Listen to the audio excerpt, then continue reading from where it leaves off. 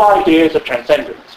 Total idea of revolt against all ideas of hierarchy. Pull it down. Destroy it. There's a famous story about Bakunin in E.H. Carr's, a Soviet Philip writer, biography. Bakunin's riding along, because he was an aristocrat, of course. If you want to destroy everything, you're an aristocrat first, you know. And he's riding along, and suddenly he sees some brigands robbing a house. And they're smashing it to pieces with axes and so on. And he says, stop, in Russian, you know, and gets out and joins the brigands. And starts destroying and running out with the paintings and butting them and leaping up and down on them and hurling bricks through the windows and all this. I don't know, you know. Somebody who owed him money, a rival surf owner, you know. And when somebody said, why are you doing this, Mikhailovich? Why are you doing this? He said, because it's there. Because it's there. And Holmes' view is that destruction is a creative passion. First you destroy, then you create on the destruction. Even as you create, you destroy because you level the field for new forms. Nihilism! The cartography of inversion. And if you don't like it, you get a bit of this. You know, it's this, it's this sort of stuff. And the interesting thing is that these ideas, these ideas are not revered. They're eccentric ideas even within the milieu of the cultural left, but they're there. Scorpion's not sold in the ICA bookshop. Alain de Benoit's not sold in the ICA bookshop. Books about Heidegger are sold in the ICA bookshop. Heidegger, Monster of Nazism, a philosophy of inhumanity exposed. Heidegger and the Jewish question. Unanswered questions. Who was his mistress? We demand the facts. Heidegger, 400 pages of his party membership between 1933 and 1934. Herzl, did he ban him from the library? The truth. Heidegger, deconstructed, Pluto Press in 3 editions. You know, that's in the ICA library. But the authors of that which constitutes European identity are, for the most part, conspicuously absent from the ICA library. Class war, of course, has died many years ago, and Bowden's largely retired from active politics. He appeared on Jonathan Ross once, who I call Jonathan Dross. Jonathan Dross. And he appeared wearing a wig, screaming and ranting. But it was just treated as a freak show, you know, just something to laugh at, really. However, not for our point of view, not altogether laughable, because a group called Antifa emerged from class war. Antifa would very much like to beat us all to death. I mean, they really would. And but they're very small and, you know, of little significance. The interesting thing is he was drawn to class war because they're situational. Because it's not going to succeed, is it? But you create a happening space. You create action art in society. You remember the March on the Rich? Bash the rich. Remember the marches in Henley? Bash the rich, bash the rich. You know, this sort of thing. Bored policemen, drongos and hippies and white Rastafarians, people with sort of purple Mohicans and this sort of thing, walking along, surrounded by the special patrol group, screaming execration at the bourgeois class and that sort of thing. It's all good fun, you know, and then they go back on the train up to Twyford or wherever it was, you know. And Bowden was there, you know, the hard men were there. There's a famous moment of anarchism in Chicago where all these very bourgeois people are eating in an extremely rich restaurant, and the anarchists unfurl a banner in front of them saying, behold, your future executioners. And all this. And they love this sort of sport as play, as action, as theory. Anarchism, unlike communism, has a theory, because of course anarchism's to the left of communism. Anarchism has a theory called direct action on the anger of the class. Which of course is terrorism, really. I mean, they don't call it that, but that's essentially what it is. And these sort of stunts, even that class war stunt, made the middle class afraid, you know, tossing and turning in their beds in Henley, wondering if those Mohican yobs are coming for them. And those demos are very interesting. I once went on one of those demos and watched. And the hardcore anarchs, the hardcore activists stand at the back.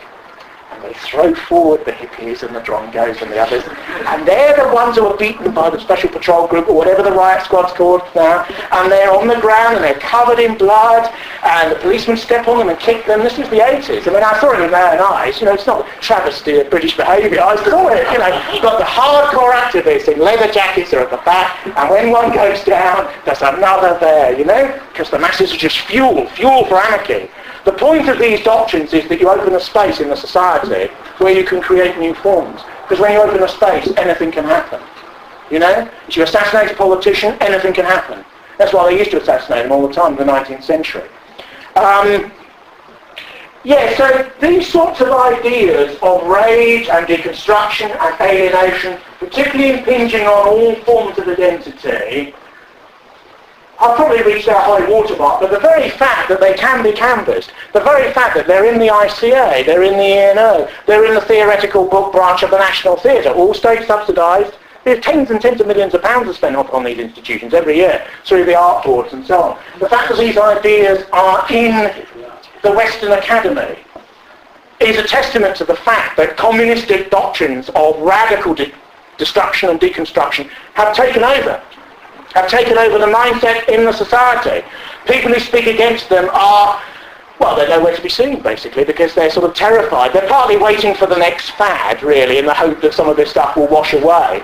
But the interesting thing is that they always know what they're against. If Holmes certainly aware of the new right. He used to edit a magazine called Smile, which was a nihilist communist magazine. That's what it said on the front. It's like, you go to Smith's, would you like to buy a nihilist communist magazine? Smile. And it would have, I don't know, it would have a picture about, it would have an article about Lenin, it would have an article about the Bono gang, then it would have a diseased genitals. Because it's to shock the bourgeois audience, so it's to express the hatred of the masses. And in that transgression you open up a moral space for more radicalism of the mind and of the spirit. It is psychologically subversive, and they know what they're doing. The shocked person says, oh, disgusting trash, and throws it away. They've actually had an effect on the effect of rejection before the next strike. There's a degree to which that sort of militancy, my view has always been that sort of militancy has to be stood up to. And you have to fight back. And you have to fight back as hard and as ruthlessly as they do. That's why they sort of are aware of us and fear us. And Stewart also has an interesting view of race, which is an original formulation. I've never heard it, even from a Trotskyist, and he's not a Trotskyist. He believes that race doesn't exist, but the masses believe it does. Now that's an interesting formulation, because if you think about it, you either have it as a foregrounded form of iterization. It's being, Dasein, being in being, as Heidegger would call it. It's that which is there, it's biological, it's there, it's foundational, it's prior, it's elemental, it's essential. Or you don't believe that. Maoists and extreme communists believe that all humans are a white sheet of paper. Any sexuality, any ethnic specification, any culturalization, any level of intellect can be pre-programmed into you. As Maoist people would say, you can torture a man into progressive ideas to the degree that they're coming out of his ears. Do you remember what O'Brien says to Winston Smith in 1984? First we make you love Big Brother, then we kill you. Don't you remember, Winston, he says, you're just a cell in the body of the party. Do you die if you cut your fingernails? Do you remember that? And the great actors like Sir Richard Burton and so on played that part. Now, Holmes' idea is interesting in a way because they believe in false consciousness, don't they? He's basically saying race is the false consciousness of the masses, but if nothing is prior, then reality is in the consciousness of the masses. Therefore, if the masses think that race exists, it does exist, even in far left terms, because only that which is thought moment by moment in the struggle exists. So in a strange sort of way, he's ended up with a right-wing deviation within Marxist cultural logic. He's actually got back to a position he says he refutes. But it's an interesting one. Because if you notice, the dip in biological thinking in the middle of the 20th century, as a reaction to the Second World War, is the high point for these type of new left ideas. Now that biology is re-emerging in the last 30 years. And it's very interesting, for example, that the Anti-Defamation League in the United States opposed the creation of the Human Genome Project. And many gay libertarian groups opposed the Human Genome Project. They're radically opposed to the idea of the biological investigation of the building blocks of life because it will lead to the possibility of acceptance by the masses of a prior essentialism. There's an interesting incident last year when the Genome Project Scientific Review Board wrote to the German Academy of Sciences and said that in our opinion, life is 80% natural law and prior biological purpose, not